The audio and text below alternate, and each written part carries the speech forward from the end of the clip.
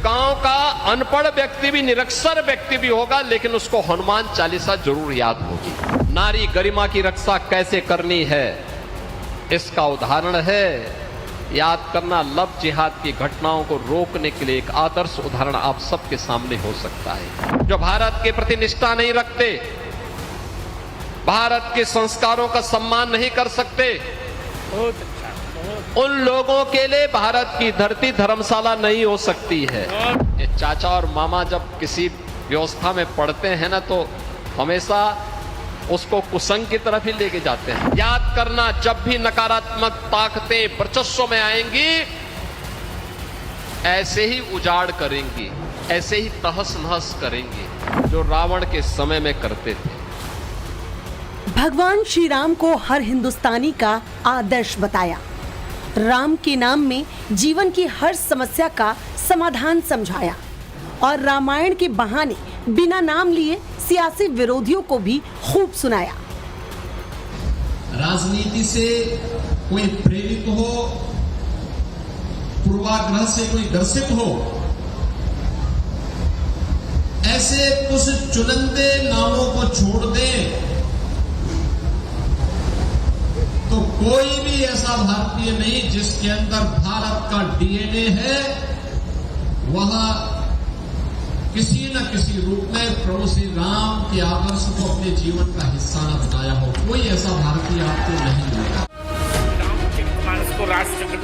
CM Yogi Lucknow में जगत गुरु राम भद्राचार्य की राम कथा कार्यक्रम को संबोधित कर रहे थे। कार्यक्रम के समापन समारोह में बोलते हुए सीएम योगी आदित्यनाथ ने कई बड़ी बातें कही। योगी ने कहा कि भारत के डीएनए में भगवान राम बसे हैं। नकारात्मक ताकतों के खिलाफ समाज को एकजुट होने का आह्वान किया। क्या कुछ कहा योगी आदित्यनाथ ने, जरा सुनिए। तो रावण और उसके राक्षस जो करना चाहते थे, उत्तर भारत में भी घुस चुके थे। आर्यावर्त में उनकी घुसपैठ थी। पूरा दंडकारण्य खरौर दूषण के आतंक से त्रस्त था। बस्तर तक ताड़का पहुंच गई थी, मारीच और सुबाऊ पहुंच गए थे। वहां के सुंदर वनों को, नगरों को उन्होंने उजाड़ करके तहस नहस कर दिया था। याद करना, जब भी नकारात्मक ताकतें वर्चस्व में आएंगी, ऐसे ही उजाड़ करेंगी, ऐसे ही तहस नहस करेंगी।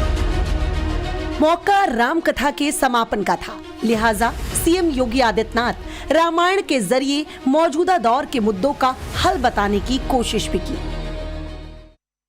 माता जानकी का अपहरण रावण ने किया। मर्यादा पुरुषोत्तम भगवान श्री राम ने इसके लिए अपने स्तर पर पूरा यत्न किया। उत्तर और दक्षिण भारत को जोड़ा। नारी गरिमा की रक्षा कैसे करनी है, इसका उदाहरण है। याद करना, लव जिहाद की घटनाओं को रोकने के लिए एक आदर्श उदाहरण आप सबके सामने हो सकता है। सीएम योगी ने कहा कि नकारात्मक ताकतें हर कालखंड में आएंगी, जिनका डटकर मुकाबला करना होगा। बोले कि जो भारत के प्रति आस्था नहीं रखते, जो भारत के संस्कारों का सम्मान नहीं रखते, उनके लिए भारत की धरती कोई धर्मशाला नहीं है। आखिर खर दूषण क्या कर रहे थे, मारीच और सुबाऊ क्या कर रहे थे? वे भी सब यहां लैंड जिहाद के ही अभियान के साथ जुड़े हुए थे। जबरन कब्जा कर लेना, जबरन किसी भी जमीन को खाली देखा, उसमें अपना तंबू गाड़ दिया। ये सब बंद हो जाना चाहिए। भारत की धरती उन आक्रांताओं के लिए जिनकी भारत के प्रति आस्था नहीं है, जो भारत के प्रति निष्ठा नहीं रखते, भारत के संस्कारों का सम्मान नहीं कर सकते, बहुत अच्छा, बहुत। उन लोगों के लिए भारत की धरती धर्मशाला नहीं हो सकती है। मुख्यमंत्री योगी आदित्यनाथ ने कहा कि भारत की विरासत में मर्यादा पुरुषोत्तम प्रभु श्री राम सबके आदर्श हैं। कोई भी ऐसा भारतीय नहीं है जिसके अंदर भारत का डीएनए नहीं है। लखनऊ में राम कथा के मंच से सीएम योगी आदित्यनाथ ने बांटने की राजनीति करने वालों पर भी तीखा निशाना साधा। तोड़ने वाली ताकतें आएंगी, वे विभाजित करने का कार्य करेंगी। कोई जाति के नाम पे बांटेगा, कोई क्षेत्र के नाम पे बांटेगा, कोई भाषा के नाम पर बांटने का प्रयास करेगा। लेकिन हम सबको कथा के उस मर्म को समझना पड़ेगा। मुख्यमंत्री योगी आदित्यनाथ जहां अपने पुराने आक्रामक तेवरों के साथ हार्ड हिंदुत्व के मोड में लौट आए हैं, इससे साफ है कि यूपी चुनाव 2027 में सीएम योगी अपने पुराने ही अवतार में उतरेंगे। विकास पर बात होगी, लेकिन केंद्र में हिंदू वोटर ही रहने वाला है। सवाल ये है कि बंगाल में जो हिंदू वोटों की लहर दिखी, क्या 2027 में उत्तर प्रदेश में उसी तरह की लहर के लिए बीजेपी ने पूरी तरह कमर कस ली है? क्या इसी वजह से मुख्यमंत्री योगी आदित्यनाथ ने चुनाव से 8 महीने पहले अपनी पूरी रणनीति हिंदू वोटों पर हिलाकर शिफ्ट कर दी है? बंगाल में जब 90% हिंदू वोट बैंक एकजुट होकर निकला तो ममता बनर्जी भवानीपुर हार गई। बीजेपी 200 पार हो गई। 2017 में जब यूपी में 60% हिंदू निकला तो यूपी की तकदीर बदल दी। 2017 यूपी चुनाव में 61.24% वोटिंग हुई थी। बीजेपी को 39.97% वोट मिले। बम्पर जीत मिली और समाजवादी पार्टी को हार। 2022 यूपी चुनाव में फिर से वोटिंग परसेंटेज 60% के पार पहुंचा। नतीजा बीजेपी को 41.29% वोट मिले। योगी आदित्यनाथ फिर जीते, अखिलेश यादव फिर से हारे। अगर अब की बार बंगाल की तरह यूपी में भी पूरा हिंदू वोट बैंक एकजुट होकर निकल पड़ा, अगर हिंदू जाति में नहीं बटा तो क्या होगा? यूपी में कुल 403 में से 233 ऐसी सीटें हैं जहां पर हिंदू वोट हार जीत का फैसला करता है। ऐसे में माना जा सकता है कि अगर हिंदू वोट एक साथ पड़ा तो बीजेपी सीधे बहुमत पा जाएगी। 2024 में अखिलेश यादव पीडीएफ फॉर्मूला लेकर आए थे, जो हिंदू वोट की काट माना गया था। ये फॉर्मूला 2024 लोकसभा में कुछ हद तक कारगर भी साबित हुआ था। ये ऐसी गुगली थी जिसने बीजेपी को यूपी की पिच में आउट कर दिया था, लेकिन 2 साल में जो पिच यूपी में तैयार हुई है उसकी काट अखिलेश को ढूंढे नहीं मिल रही है। क्या एकजुट हिंदू से विपक्ष को डर है? 2027 की राह क्या अखिलेश के लिए इतनी आसान होने वाली है? अखिलेश धर्म संकट में है। एक तरफ एकजुट हिंदू वोट बैंक में सेंधमारी अखिलेश का टारगेट है, तो दूसरी तरफ मुस्लिम वोट बैंक को साधने की चुनौती है। 2027 चुनाव से पहले अखिलेश एंटी हिंदू वाला टैग हटाना चाहते हैं। फिलहाल अखिलेश यादव कई मंदिरों में जाते नजर आ रहे हैं। दूसरी ओर राम मंदिर के चढ़ावे पर सवाल उठाकर योगी सरकार और बीजेपी पर निशाना भी साध रहे हैं। सियासी वार और पलटवार के बीच अखिलेश यादव का नया लुक सोशल मीडिया पर तेजी से वायरल हो रहा है, जिसमें वो एकदम अलग अंदाज में दिखाई दे रहे हैं। अखिलेश के नए अंदाज को लेकर उनके समर्थक राहुल गांधी से तुलना कर रहे हैं। आखिर इसमें ऐसा क्या है, आप खुद देखिए। सफेद कुर्ता पैजामा, सिर पर लाल टोपी लगाए हुए समाजवादी पार्टी सुप्रीमो अखिलेश यादव अक्सर इसी तरह नजर आते हैं।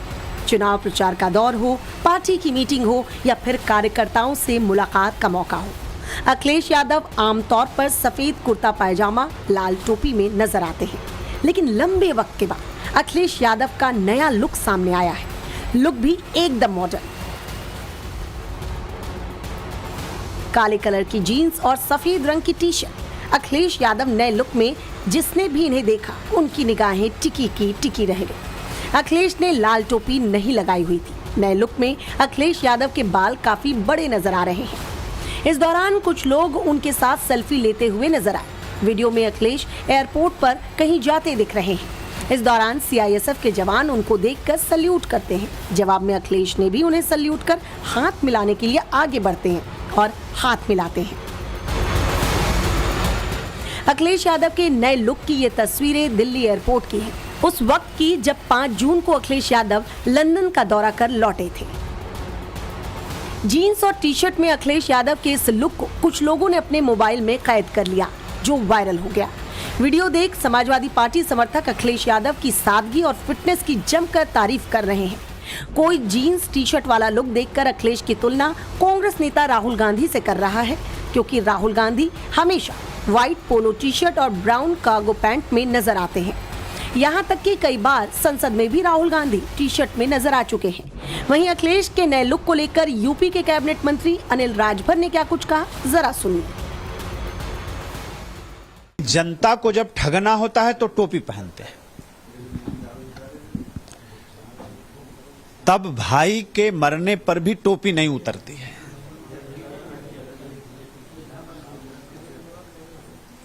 जब भी जनता को धोखा देना होता है तो ये भेष बदलने में बड़े माहिर हैं लोग,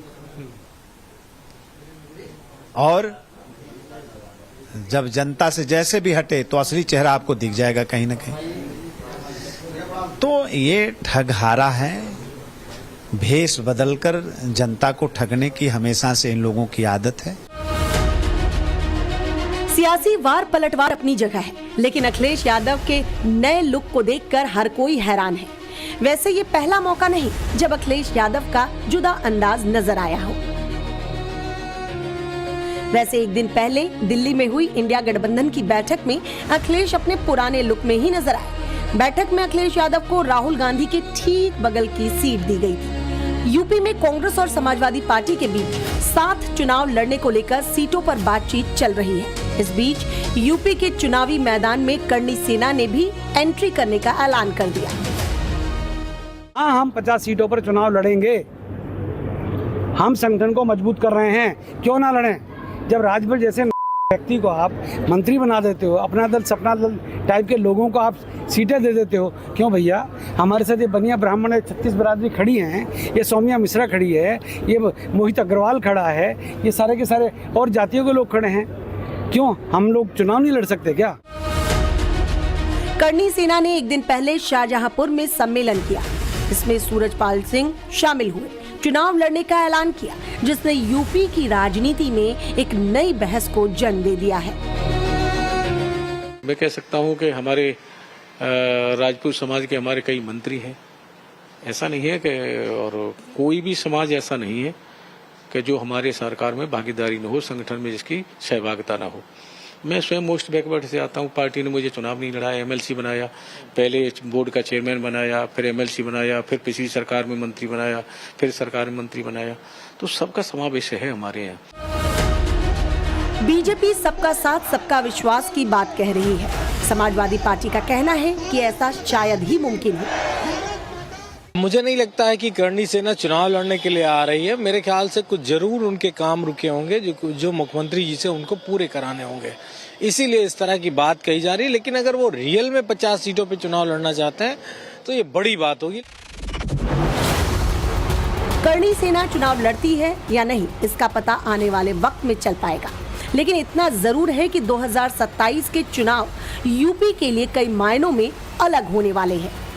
एक तरफ बीजेपी अश्वमेध पर सवार है, क्योंकि उसके पास मोदी शाह योगी जैसा मजबूत नेतृत्व है, एकजुट हिंदू वोट बैंक है। वहीं विपक्ष की चुनौती मुस्लिम वोट बैंक को एकजुट करने के साथ हिंदू वोट बैंक में सेंध लगाने की भी है। और सबसे बड़ा सवाल लीडरशिप है। मोदी योगी के सामने विपक्ष का कौन सा नेता लीड करेगा, किसका नैरेटिव चलेगा और किसका वोट बैंक सधेगा, ये वक्त ही बताएगा। ब्यूरो रिपोर्ट, टाइम्स नाउ नव भारत।